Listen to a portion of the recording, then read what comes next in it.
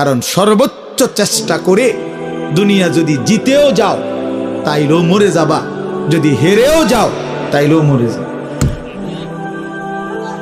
পৃথিবীর সর্বশ্রেষ্ঠ ধনী সেও মৃত্যুবরণ করবে, পৃথিবীর সর্বশ্রেষ্ঠ ফকির সেও মৃত্যু মরেই যাবে। প্রিয় বন্ধু, তোমরাও আমরাও হাসলেও মরে যাব, কাঁদলেও মরে যাব। সুখে থাকলেও মৃত্যু হবে, দুঃখে থাকলেও মৃত্যু হবে। অট্টালিকায় থাকলেও মরণ, কুড়ে ঘরে থাকলেও মরণ। অতএব যেই মৃত্যু আমাকে বরণ করতেই হবে, যেই কবর থেকে আমি আড়াল হওয়ার, পাশ কাটার কোনোই সুরত নাই, অতএব তার জন্য প্রস্তুতি নেওয়া, যেটার মুখোমুখি আমাকে হতেই হবে তার জন্য প্রিপারেশন নেওয়া, এটাই বুদ্ধিমানের কাজ। আমার যেহেতু ডায়াবেটিস হয়েই গেছে, এখন আমার এই অবস্থায় শরীর স্বাভাবিক থাকবে কেমনে, এইটা নিয়েই ফিকির করা উচিত। আমার যেহেতু গ্যাস্ট্রিক হয়েই গেছে, আমার যেহেতু এই রোগ হয়েই গেছে, এখন বিবেকবান বুদ্ধিমান উচিত যে এই অবস্থায় আমি সুস্থ থাকবো কিভাবে। ঠিক মনে করেন এরকম, আমাকে যেহেতু কবরে যেতেই হবে, আমাকে যেহেতু মরতেই হবে, অতএব এখানে উচিত বিবেক দিয়ে যে অতএব আমাকে কবরে ভালো থাকবো কিভাবে তার ফিকির। কারণ কোন যুক্তি দিয়ে, পৃথিবীর সর্বশেষ যুক্তি প্রযুক্তি দিয়েও তো আমি কবর থেকে বাঁচতে পারবো না। তাহলে যে সত্য আমাকে গ্রহণ করতেই হবে, যেই অমোঘ বিধান আমাকে মেনে নিতেই হবে, তার জন্য প্রিয় ভাই নিজেকে প্রস্তুত করা, ভাবা, কল্পনা করা, এটাই বিবেকের দাবি, এটাই ইনসাফের দাবি। এই জন্য ছেলেদেরকে বললাম, বাবা, কিশোর নওজোয়ান বয়সে তুমি ফিকির করো, তুমি সুস্থ সবল সামর্থ্যবান, শরীর স্বাস্থ্য জীবন যৌবন সব সুস্থ আছে, শক্তি আছে। এই সময়ে যদি কোনো ভাবনা না আসে তো বুড়াকালে কেমনে ভাববা? বয়সকালে তো ভাবনার সময় না। কোরআন শরীফে স্পষ্ট আছে, অমিনকুম মান ইউরাদ্দু ইলা আরদালিল উমর লিকাই লা ইয়ালামা মিন বাদি ইলমিন শাইআ। আল্লাহ বলেন, মানুষকে আমি পর্যায়ক্রমে ধীরে ধীরে, অনেক মানুষকে আমি এরকম নিষ্কর্মা বৃদ্ধ বানিয়ে দেই যে ফলে সে যে জিনিসগুলো ইতিপূর্বে জানতো, একটা পর্যায়ে সে আর কিছুই জানে না, এখন আর কিছুই বলে না, কিছুই বুঝবে না। এই চাচা এখন আর কিছুই বুঝবে না, জিজ্ঞাসা করেন, তার আর কোনো অনুভূতি নাই। তার কাছে এখন আর দুনিয়া বরাবর সবকিছু, হাসিও বরাবর, কান্নাও বরাবর, রাতও বরাবর, দিনও বরাবর, আনন্দও বরাবর, বেদনাও বরাবর। ওনার তো আর সেই ফিলিংসটাই নেই। আমার মারে দেখছি আমি, আজীবন মা কত নামাজ পড়তেন, তিলাওয়াত করতেন, তসবিহ পড়তেন, 500 দানার তসবিহ পড়তেন মা।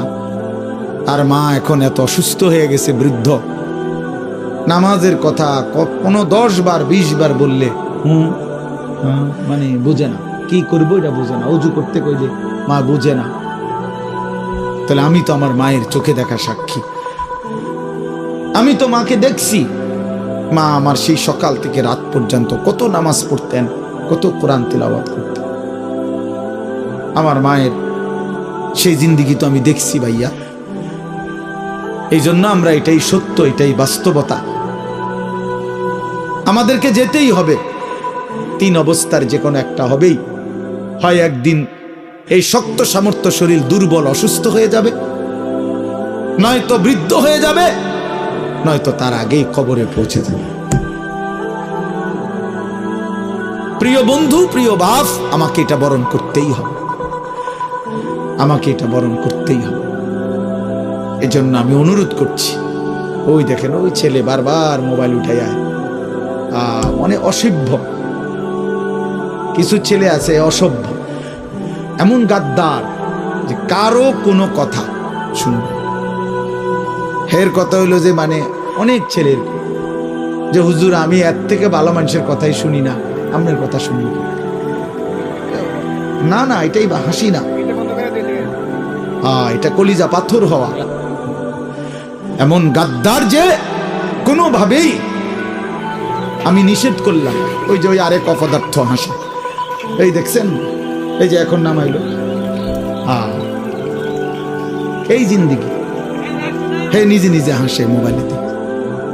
মানে কাকে বলে, কেন বলে, কি জন্য, আমার এত কিছু, আমি এবং আমার মোবাইল, পৃথিবীতে এরপরে আর কিছু আছে বা নাই এটা আমার জানার বিষয়। শেষ, আমি এবং আমার একটা মোবাইল, এটাই রাত, এটাই দিন, এটাই হাসি, এটাই কান্না, এটাই আনন্দ, এটাই বেদনা, খালাস। মোবাইল দেখতে দেখতে ঘুমাচ্ছে, মোবাইল দেখতে দেখতে ঘুম থেকে উঠতেছে, রাত গভীর হয় মোবাইলে, ভোর আলোকিত হয় মোবাইলে। প্রিয় নওজোয়ান, আল্লাহ পাক তাইলে আমাদেরকে জন্যই সৃষ্টি করছেন। মাত্র 15,000 টাকা 14,000 টাকা দামের একটা মোবাইলের কাছে হেরে গেলাম। এত সুন্দর জীবন, অনন্তকালের আখিরাত সব ত্যাগ করে দিলাম। কি বন্ধু, চিরস্থায়ী জান্নাত ছেড়ে দিলা, জাহান্নামের জন্য সিদ্ধান্ত নিয়েই নিলা। এই নারী, এই ছবি, এই উলঙ্গ দৃশ্য, এই জিনা, এই ব্যভিচার, খোদার কসম ধীরে ধীরে তোমার জাহান্নামের দিকেই নিয়ে যায়।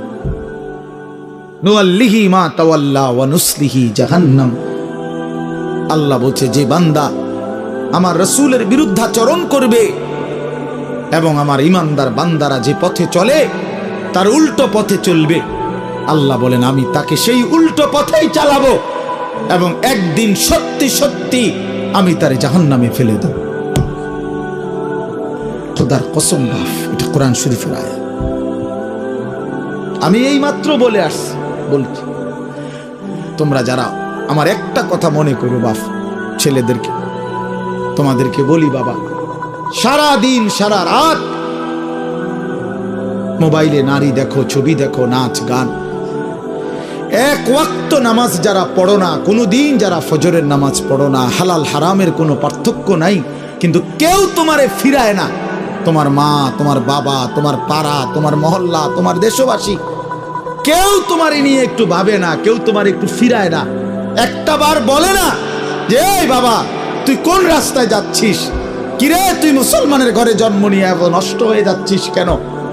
যাকে কেউ ফিরায় না, কেউ বলে না, কেন বাপ? একটা বার, একটা ছেলে শুধু তুমি আমার কথা ভাইবো যে কেউ তোমারে ডাকে না কেন?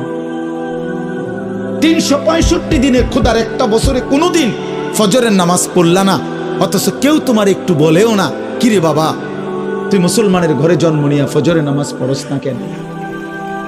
সারাদিন রাত তুমি মোবাইলের মধ্যে নারী নিয়ে, ছবি নিয়ে পড়ে থাকো, কিন্তু আপন মা বাবা, আত্মীয় স্বজন, পাড়া পড়শি কেউ তোমারে ফিরাইবার জন্য একটু ডাকেও না, বলেও না। এমন হয়ে গেল কেন তোমার জীবনটা? কেউ তোমারে বাঁচাইতে চায় না কেন? মনে রাখো বাপ, মূল কারণ একটাই, তোমার উপরে আল্লাহর লানত পড়ছে, খোদার লানত, খোদার গজব পড়ছে তোর উপরে। এই জন্য আল্লাহর লানত পড়ে যার উপরে, তার থেকে গোটা সৃষ্টি মুখ ফিরায় নেয়।